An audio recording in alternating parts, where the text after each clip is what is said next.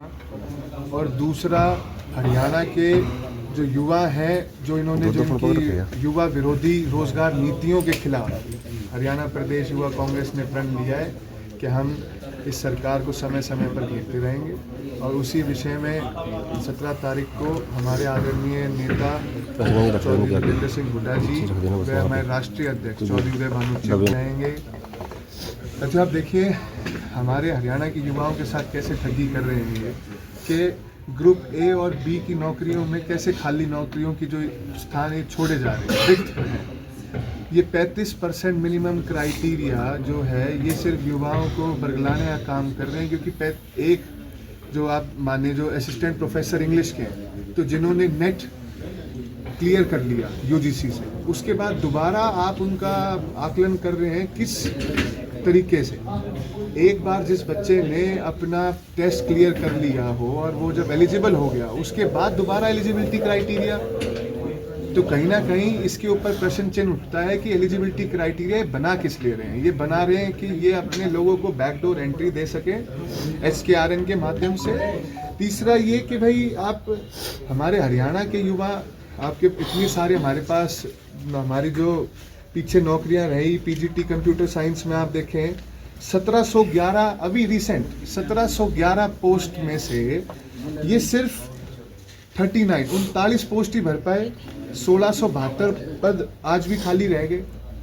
ये बिल्कुल रिसेंट आप अभी इन्होंने लिस्ट निकाली, उसके अंदर ऐसे ही हमारे आयुर्वेदिक मेडिकल ऑफिसर्स में, ऐसे ही हमारे असिस्टेंट प्रोफेसर इंग्लिश में, हमारे जो असिस्टेंट प्रोफेसर्स हैं जिन बच्चों के हाथ में कलम और किताब होनी चाहिए थी जो अपनी लाइब्रेरी सके, उसके वो बच्चे आज सड़कों पर धक्का खा रहे हैं, सड़कों पर प्रदर्शन कर रहे हैं। बेचारे वहाँ पे 1 महीने से इतनी ठंड में, इतनी कड़ाके की ठंड में वो बच्चे वहाँ बैठे हुए हैं। उन बच्चों की सोच रखते हुए इस प्रदर्शन को हम इतना उग्र करेंगे कि हमने एक टिकट भी बनवा लिया है आलोक वर्मा जी के लिए। उनको टिकट देंगे कि चंडीगढ़ से वो बिहार उनको बाइज्जत हम ड्रॉप करके आएंगे कि आप जाएं, आपकी हरियाणा में कोई ज़रूरत नहीं है।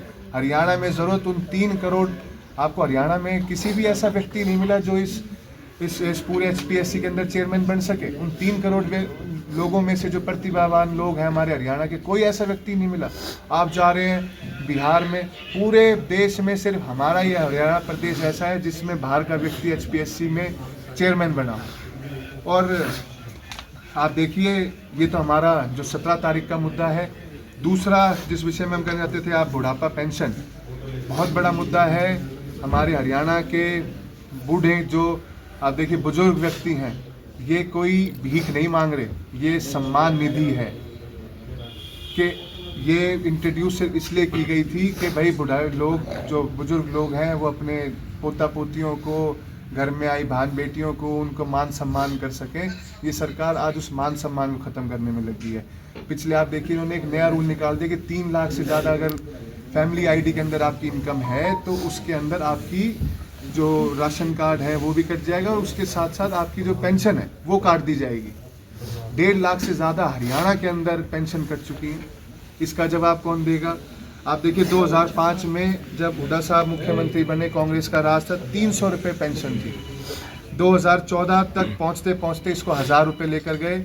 फिर जब इनकी सरकार 2026 में 3000 होगी। अगर आप इसका परसेंटेज वाइज देखें तो 9 साल में कांग्रेस राज में 233% पेंशन बढ़ाई गई थी, और वहीं इनके 12 साल के उसमें से 200%।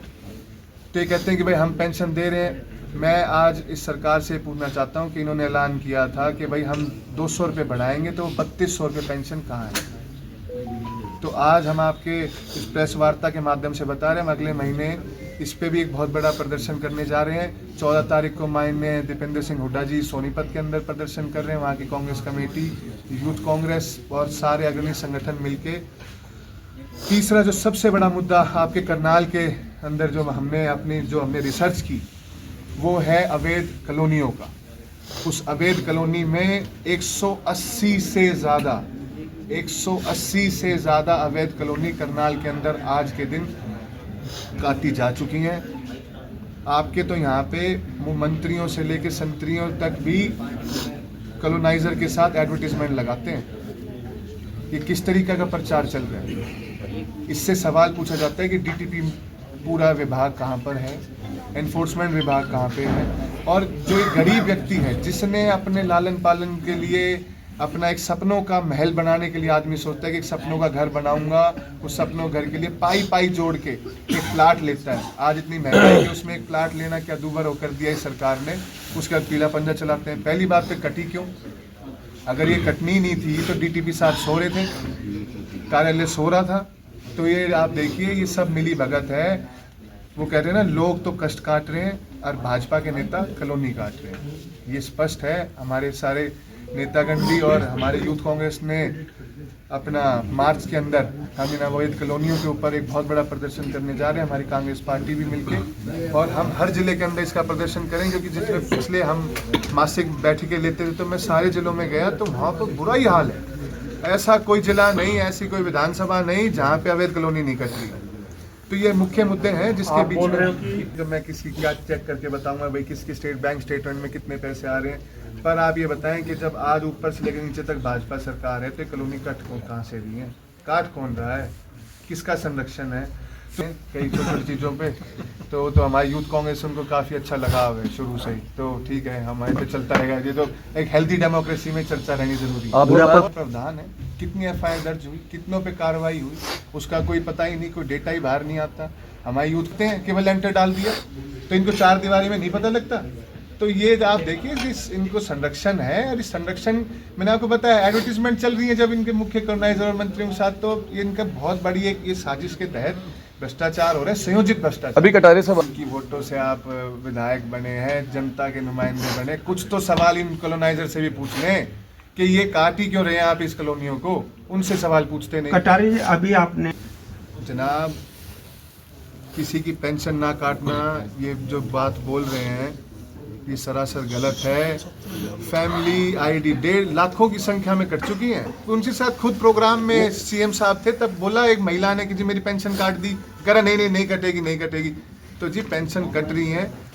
आप देखिए, वृद्ध अवस्था पेंशन कटने का मतलब है उन बुजुर्गों की आप सोचिए जिनका लालन पालन वहाँ से चलता था। तो ये 3 लाख में क्या मतलब है? फैमिली आईडी का क्या इसमें इशू बना दिया आपने?